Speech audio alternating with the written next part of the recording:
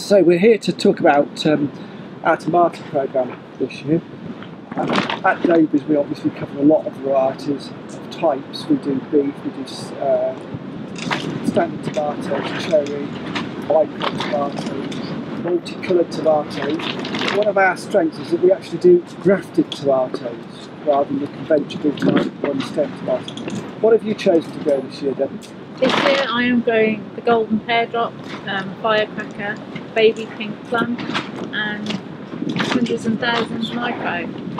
So we've got two here then. We've got the baby golden pear drop. And we've got the micro, or the hundreds and thousands. What would you tend to use these for, Simon? For me, it's all about the size, the colour, consistency that I get from them. Obviously, flavour's most important for me in the restaurant, and because they are so small, they're really intense flavour. The skin is very tender as well, so it's not hard to bite through. So we use a lot of the micro sort of size, but we also then move up into the larger. So we've got the firecracker and the plums as well for more fleshy sort of tomatoes. But these work really well for me. How did they do last year? The golden pear drop were excellent croppers last year. They cropped the most out of all the varieties that I grew last year. Firecrackers are the usual one this year. Yes, yeah. That'll be my first year with this one. We prefer to grow what we can't buy. Yeah. As I said, we're looking at grafted plants, which is where you've got a root stock that is totally different to the scion or the top part of the plant. The reason for doing that is actually the root stock is quite vigorous, so we can graft onto it. We can actually plant out earlier, even out of the garden. We're talking about tunnel planting at the moment, but we can plant out earlier, which means you don't have to wait for heat. It will grow on. Yeah. It can give you up to 5-6 trusses extra if it's a long growing season. Okay. And the other advantage is the disease resistance. Yeah, last year I grew a duo one, and it was the only one in the tunnel that didn't get blight, and it was a brilliant cropper as well. Did it carry on for a long? Yes, it went on long after the others did, didn't it? Yeah, a really good harvest of You've just mentioned the duo, but we do a twin as well. The duo is where you've got two varieties on one stem, so you've got a red and a yellow. We've got some really good new ones this year. We've got some green, which is a red with a green stripe through it, along with a standard red tomato. So that's worthwhile looking at. And we grew those last year, and they were brilliant. Yeah. Or we've got them where it's the same variety up to. You've got whatever we do when we go out to plant them, make sure that we don't plant anywhere near the graft. And that's to stop disease. That's to stop the roots, because what would happen normally, because it's a wild rootstock, it would actually send roots out, and you'd lose your disease, you'd lose your vigour. We've covered the grafting aspect and the planting out in the polytoys, but we're actually, one of the things you're interested in is producing material that your clientele can actually harvest off the table. Yeah. Material that's suitable for growing in pots and presenting on the table. It's also to give a bit of colour and a bit of a story in the restaurant. Yeah. And do they harvest it, or are they frightened of doing it? No, people do take from it. We don't want to take too much because we don't want to fill them up, do we? Before they get the starter and main course. But yeah, that's a part of it, isn't it? That's a part of it. Yeah.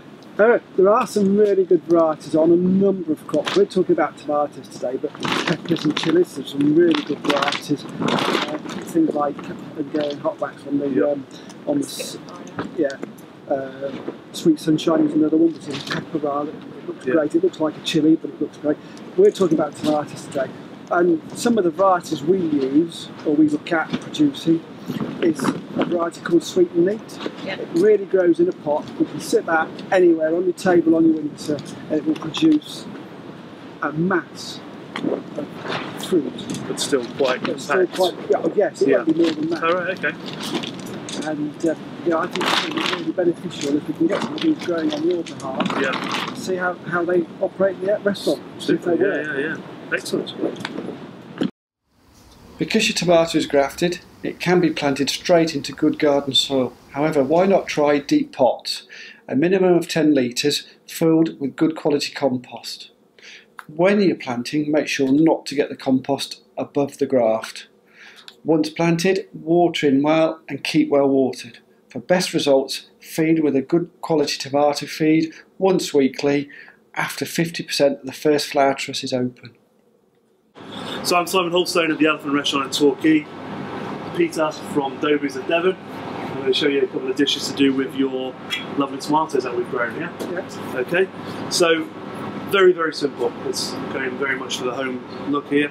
So just going to slice the tomatoes really fine. I'll let you do that. So we've got them on the vine. We always pick them on vine to leave them to mature a little bit better on that, and they vine ripen, keep the flavour in there.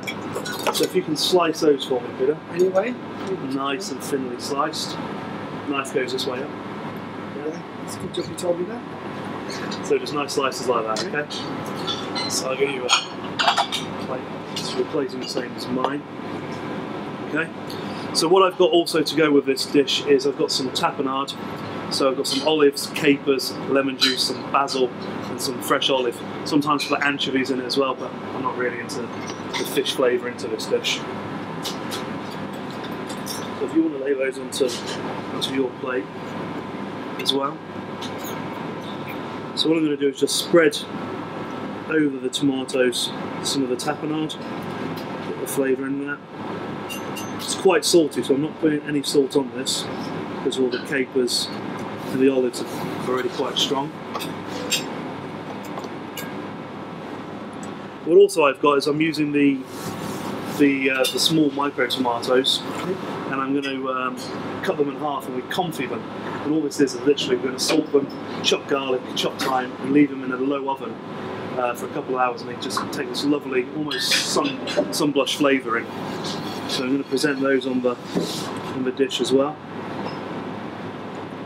These preserve as well like this, so they keep in olive oil for a while. How long will that take? How long will they? Take about 6 hours to do that, but I can keep them probably for about 2 weeks. Like that. How do you store them? Just as they are in a little bit of olive oil. Yeah. Out of the open Yeah. fridge. And then we've just got some of our own micro salads that we've grown at the farm as well. This is mustard cress, or mustard frills as you call it. Again, gives it a little bit of spice, nice little bit of kick to it. Bit of colour. Bit of colour. Also, yeah, makes it even more of a salad. Helps the presentation. Simple. And that's used as a starter. That's a nice summary starter, yeah. Using everything that we've got. So we've got the tomatoes, the olives, tapenade, sun-blushed confit cherry tomatoes, and then our mustard cress. You can do that. Can I have a go? Is it good enough? You ain't got a job yet. I'm not expecting one. It's not that hard, is it? It is. Just don't cook, won't cook.